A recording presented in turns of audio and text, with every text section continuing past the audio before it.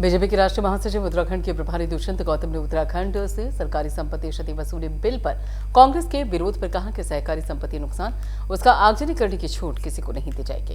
हिमाचल मामले पर दुष्यंत गौतम ने कहा कि कांग्रेस के नेता अपने कार्यकर्ताओं को बेकार मानते हैं। वहां देवभूमि है और देवभूमि के लोग राष्ट्र के विकास और मोदी जी के साथ हैं। जहां के विधायकों ने सही निर्णय लिया है। हमारे सहयोगी आंचल यादव से खास बातचीत में उन्होंने क्या कुछ कहा, वो भी सुनिए। राज्यसभा में एक बार फिर से भाजपा ने अच्छा प्रदर्शन किया है। चलिए बात कर लेते हैं। भाजपा के राष्ट्रीय महासचिव हैं दुष्यंत गौतम जी। सर, पहले तो बधाई आपको, लेकिन इस बीच आरोप भी आप लोगों के ऊपर लग रहे हैं।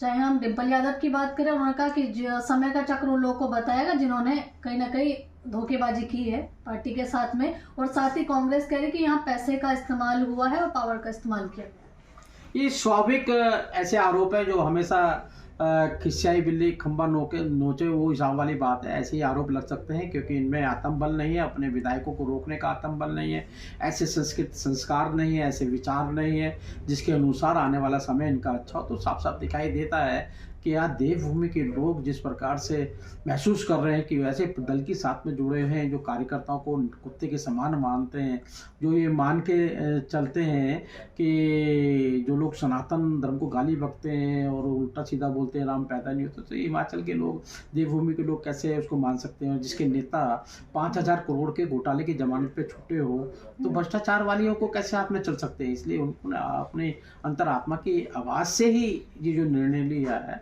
मुझे लगता है इसको सभी देश को सम्मान करना चाहिए। वहीं दूसरी तरफ हिमाचल में जिस तरह से सरकार डगमगाने लगी है कांग्रेस की, उसके लिए भी आप लोगों पर आरोप लगने की इस तरीके की चीजें आप लोग करते रहे हैं। हालांकि देखिए, अब ये देखना होगा क्योंकि 34-34 का एक टाई हो चुका है। वहाँ किसकी सरकार, क्या भाजपा दोबारा सरकार बनाएगी ना? देखिए, ये एक जब भी राहुल गांधी जी न्याय ये तरह लेके चलते हैं तो उनके कार्यकर्ता ही सोचते हैं हमें न्याय कब मिलेगा।